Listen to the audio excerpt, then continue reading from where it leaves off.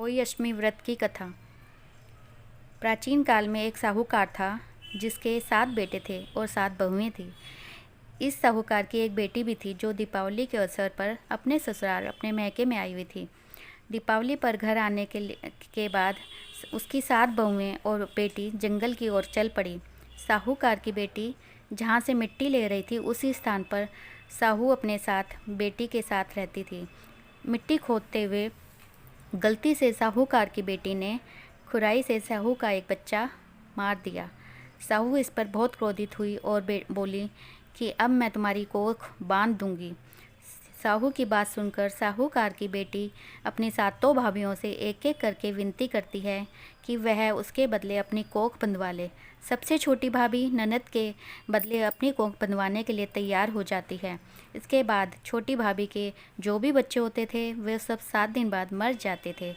7 पुत्रों की इस प्रकार मृत्यु होने के बाद उसने पंडित को बुलवाकर उसका कारण पूछा। पंडित ने सुरही गाय की सेवा करने की सलाह दी। सुरही सेवा से प्रसन्न होती है और उस साहू के पास ले जाती है। रास्ते में थक जाने पर दोनों आराम करने लगते हैं। अचानक साहूकार की छोटी बहू की नज़र एक ओर जाती है। वह देखती है कि वह एक सांप गरुड़ पंखनी के बच्चे को मारने जा रहा था। वह सांप को मार देती है। इतने में गरुड़ पंखनी वहां आ जाती है और वहां खून बिखरा हुआ देखकर छोटी बहू को अपनी चोंच से उसे प्रहार करने लगती है। इतने में छोटी बहू इस पर बताती है कि उसने उसके बच्चों की रक्षा की है। यह सुनकर गरुड़ पंखनी खुश हो जाती है और सुरही सहित उसके साहू के पास पहुंचा देती है। साहू छोटी बहू की सेवा से प्रसन्न होकर उसे 7 समुंदर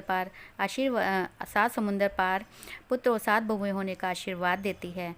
साहू के आशीर्वाद से छोटी बहू का घर पुत्र और वधुओं से हरा भरा हो जाता है।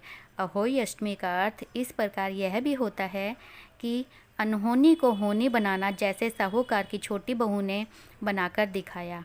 जय होई अष्टमी माता की जय, साहू माता की जय, गणेश विनायक की जय।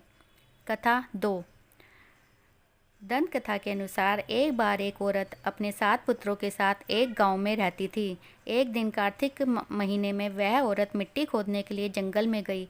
वहां पर उसने गलती से एक पशु के शावक की अपनी कुल्हाड़ी से हत्या कर दी। उस घटना के बाद उस औरत के 7 पुत्र एक के बाद एक मृत्यु को प्राप्त हुए।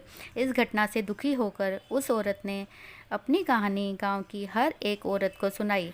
एक बड़ी औरत ने उस औरत को यह सुझाव दिया कि वह माता अहोई अष्टमी की आराधना करे। पशु के शावक की सोते हुए हत्या के पश्चाताप के लिए उस औरत ने शावक का चित्र बनाया और माता अहोई अष्टमी के चित्र के साथ रख दिया। उसकी पूजा करने से उस औरत ने 7 वर्षों तक अहोई अष्टमी का व्रत रखा और आखिर में उसके 7 पुत्र फिर से जीवित हो उठे। अहोई अष्टमी व्रत का महत्व जान लेने के बाद अहोई अष्टमी माता को सच्चे मन से जयकारा बोलना चाहिए। जैसे अहोई अष्टमी माता ने उन पर उपकार किया, सब पे उपकार करें और हमारी गलती को क्षमा करें। जय मेरी अहोई अष्टमी माता की जय। अहोई अष्टमी माता की जय। अहोई अष्टमी माता की जय।